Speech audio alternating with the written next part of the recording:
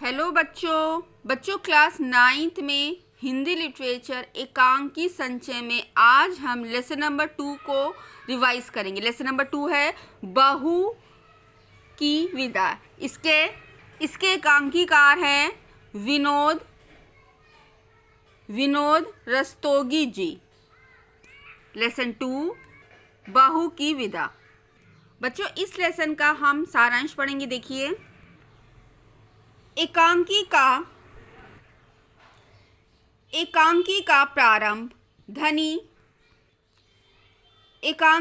प्रारंभ धनी व्यापारी और कमला के ससुर जीवनलाल और उसके भाई प्रमोद की बातचीत के साथ होता है। प्रमोद अपनी बहन कमला की ससुराल उसकी विदा कराने के लिए आया है। जीवनलाल विवाह में दहेज पूरा न मिलने के कारण विदा करने से मना कर देता है। प्रमोद उन्हें मनाने की कोशिश करता है।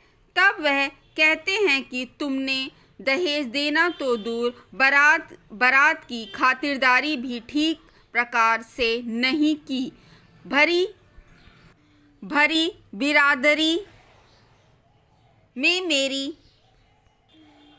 मेरी हंसी हुई और उस करारी चोट का घाव आज भी हरा है। यदि बहन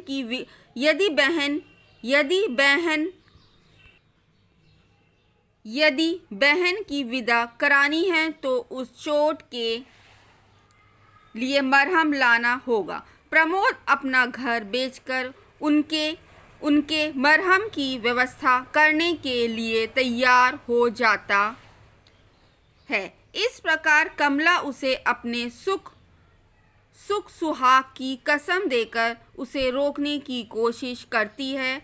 उनकी ये बातें कमला की सास राजेश्वरी सुन लेती है। वह अत्यंत सहृदय और वात्सल्यमयी माँ है। वह तुरंत कमला को चाबियों का गुच्छा देते हुए कहती है कि तिजोरी में से 5,000 जितने की जीवनलाल ने मांग की थी रुपए तिजोरी में से निकाल लाओ, और प्रमोद से कहती है कि यह रुपए उनके मुंह पर मार देना। रुपयों के लालच के कारण वह किसी की भावनाएं भी नहीं समझते।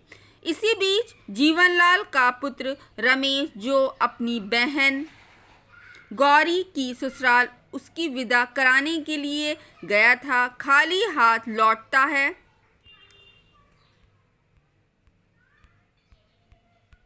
गौरी की ससुराल उसकी विदा कराने के लिए गया था।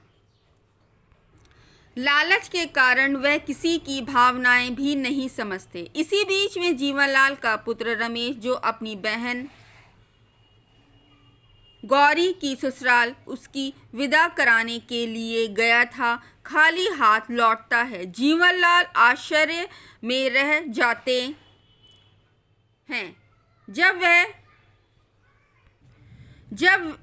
जब वह उन्हें बताता है कि दहेज कम मिलने के कारण उन्होंने गौरी की विदा नहीं की। जीवनलाल को बहुत घमंड था कि उसने अपनी बेटी की शादी में किसी प्रकार की कमी नहीं छोड़ी थी। बेटी की ससुराल वालों के इस व्यवहार से वह जैसे आसमान से ज़मीन पर आ गिरता है। तब राजेश्वरी उसे समझाती है कि बेटी और बहू में भेद करना छोड़ दो। किसी की बेटी हमारी बहू है तो हमारी बेटी भी किसी की बहू है। इसलिए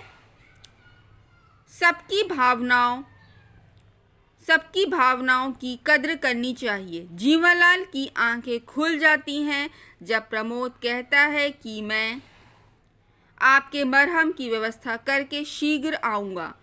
इस पर जीवनलाल कहते हैं कि कभी कभी चोट भी मरहम का काम कर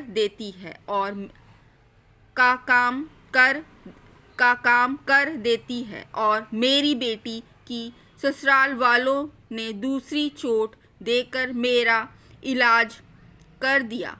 वह राजेश्वरी से तुरंत बहू की विदा करने की कहता है। इसके बाद पर्दा गिर जाता है। इस प्रकार बच्चों आपने इसका सारांश का पढ़ा। अब हम इसके क्वेश्चन आंसर्स करते हैं। बच्चों अब हम रिवीजन का फर्स्ट पैराग्राफ करते हैं। देखिए फर्स्ट पैराग्राफ है, यदि मैं कमला को लिए बिना ही गया तो माँ का हृदय टूट जाएगा। ये पैराग्राफ है एक लाइन का। अब इसका क्वेश्चन नंबर 1, वक्ता कौन है और श्रोता कौन? वक्ता और श्रोता का कमला से क्या संबंध है? इसका आंसर बच्चों फर्स्ट का आंसर है वक्ता प्रमोद है और श्रोता जीवनलाल है। वक्ता प्रमोद कमला का भाई है जो उससे 3-4 साल बड़ा है और वह उसके ससुराल उसे मायके ले जाने के लिए आया है। श्रोता कमला का ससुर है। वह दहेज के कारण कमला को मायके नहीं भेजना चाहता। क्वेश्चन नंबर 2 है, श्रोता जीवनलाल कमला को मायके क्यों नहीं भेजना चाहता? इसका आंसर सेकंड का आंसर देखिए बच्चों, श्रोता जीवनलाल के मायके वालों के द्वारा उसकी इच्छा अनुसार दहेज न दिए जाने के कारण मायके नहीं भेजना चाहता। वह कहता है वह उसे मायके तभी भेजेगा जब दहेज की पूरी रकम उसके हाथ पर होगी। क्वेश्चन नंबर 3, वक्ता कमला को मायके क्यों ले जाना चाहता है? बच्चों क्वेश्चन नंबर 3 है, वक्ता कमला को मायके क्यों ले जाना चाहता है? क्वेश्चन नंबर 3 का आंसर है, वक्ता प्रमोद कमला को मायके इसलिए ले जाना चाहता है क्योंकि कमला के विवाह के बाद उसका यह पहला सावन था। सावन में लड़कियां अपनी ससुराल से मायके आती हैं और अपनी सहेलियों से मिलकर खुश होती हैं। लड़की के माता पिता भी अपनी बेटियों की बेचैनी से प्रतीक्षा करते हैं। क्वेश्चन 4, कमला के मायके न जाने पर किसका दिल टूट जाएगा और क्यों? बच्चों क्वेश्चन 4 का आंसर, कमला के मायके न जाने पर उसकी माँ का दिल टूट जाएगा क्योंकि एक माँ ही ऐसी होती है जिसे अपनी बेटी को ससुराल भेजने के बाद उस समय की प्रतीक्षा रहती है जब उसकी बेटी मायके आती है। कमला के विवाह के बाद का यह प्रथम सावन था, अतः माँ को पूरा भरोसा था कि कमला के ससुराल वाले कमला को ऐसे अवसर पर मायके अवश्य भेजेंगे, इसलिए उन्होंने अपने बेटे प्रमोद को कमला के ससुराल भेजा था। सेकंड पैराग्राफ बच्चों, अगर तुम्हारी सामर्थ्य कम थी तो अपनी बराबरी का घर देखते, झोपड़ी में रहकर महल से नाता क्यों जोड़ा? ये पैराग्राफ है बच्चों। इसका क्वेश्चन नंबर 1, वक्ता जीवनलाल ने प्रमोद की सामर्थ्य को कम क्यों आंका? बच्चों फर्स्ट का आंसर है, वक्ता जीवनलाल कमला के भाई प्रमोद तथा उसके मायके वालों की सामर्थ्य को कम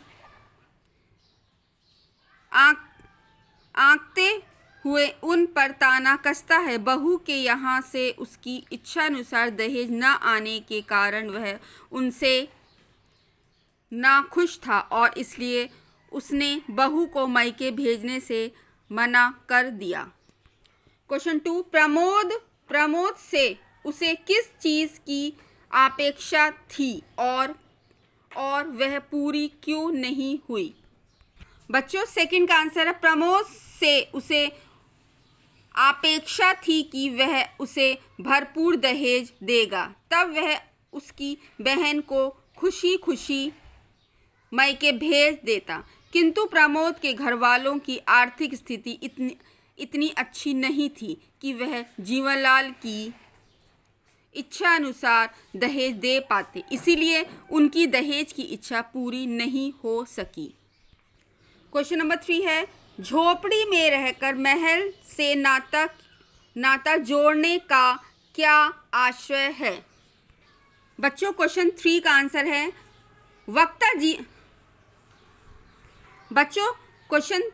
आंसर है वक्ता जीवनलाल प्रमोद को ताना मारता है कि यदि उसकी आर्थिक स्थिति अच्छी नहीं थी तो उसने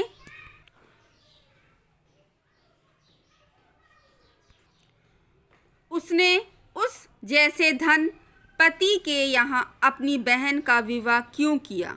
उसे अपने ही स्तर के घर में अपनी बहन का रिश्ता करना चाहिए था। इसलिए वह कहता है कि झोपड़ी में रहकर महल से नाता क्यों जोड़ा। क्वेश्चन नंबर 4 वक्ता को किस बात का अहंकार है? बच्चों, क्वेश्चन 4 का आंसर, वक्ता जीवनलाल एक धनी व्यक्ति है। उसे अपने धनी होने का बहुत अभिमान है। अपने अहंकार के कारण वह जैसे निम्न आर्थिक स्तर वाले व्यक्ति का अपमान करता है। संबंधों में पैसे को बीच में नहीं लाया जाना चाहिए।